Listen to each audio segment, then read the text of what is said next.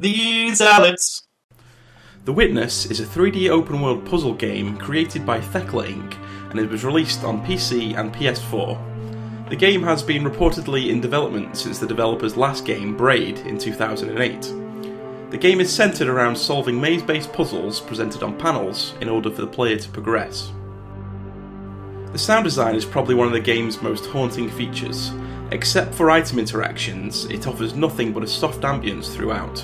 So it's best that you come prepared for extended silences or, just have your Spotify open and ready in the background. Despite the game not having a catchy track like games such as FDL or Shovel Knight, I think that the sound design effectively complements the gameplay. The game starts by thrusting you upon an island with no introduction or explanation, and no one to keep you company except the sinister statues that are scattered throughout the landscape. The lack of game music really added to the solitary feeling that was very reminiscent of a survival horror game, which added this foreboding anticipation that a jump scare was about to happen, but it never did. Considering the genre and studio that created The Witness, I had no expectation to be captivated by the game's graphics. However, I was pleasantly surprised by the game's artistic visuals. Don't get me wrong, it doesn't have the hyper-realistic graphics of The Witcher 3, but it does have a striking, simplistic, stylised look that reminded me a lot of WildStar. The vibrant colour palette makes this game look absolutely stunning, which complements the serene nature of the solitary island. Whenever I would get frustrated with a puzzle, I really enjoyed taking a break and just looking around the island, observing the eerie statues that were like snapshots of history or echoes of 100 stories untold. The Witness offers you no hand-holding tutorials, no easy ride. In some places it's blatantly giving you the middle finger, and the only way to return the gesture is to overcome the challenges it presents you with the power of your brain. Or, of course, with the power of Google, but where is the achievement in that? The basis of the game is this.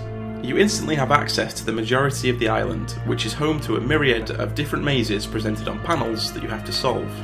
Sure, that sounds easy, but every area introduces you to different rules that you have to follow in order to solve the puzzles.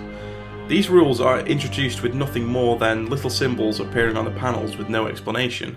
In addition to this, the rules are sometimes mixed together or inverted, and you have to figure out what it means to be able to solve the puzzle.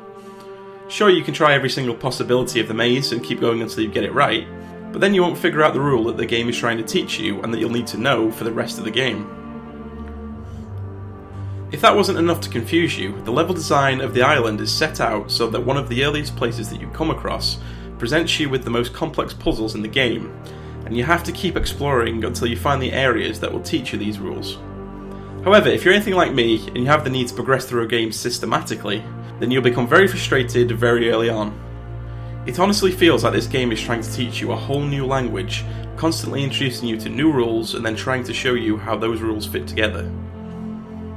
All of that being said, after you have spent hours or even days trying to figure out a puzzle, and you've pulled out half your hair and the other half of your hair has gone grey, that feeling that you get when you finally come back to a puzzle the next day and you solve it first time is literally one of the most glorious feelings I've ever felt.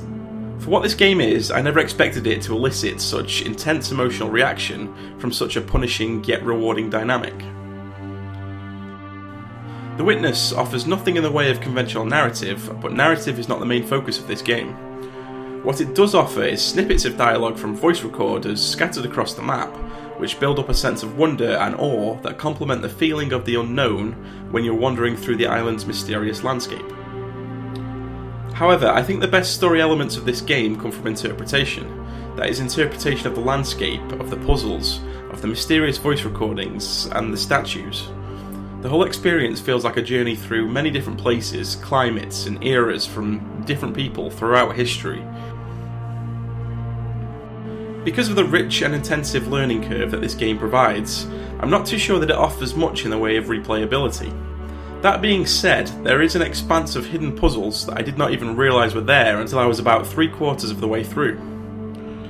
So while you may not get the same rewarding feeling of figuring out all the rules and systems that the game teaches you when you first play the game, you could still have a big sense of achievement from finding and completing all of the extra content that is not required for you to complete the game. To fully enjoy this game, I felt like I had to unlearn several bad habits that had been embedded into me over the years.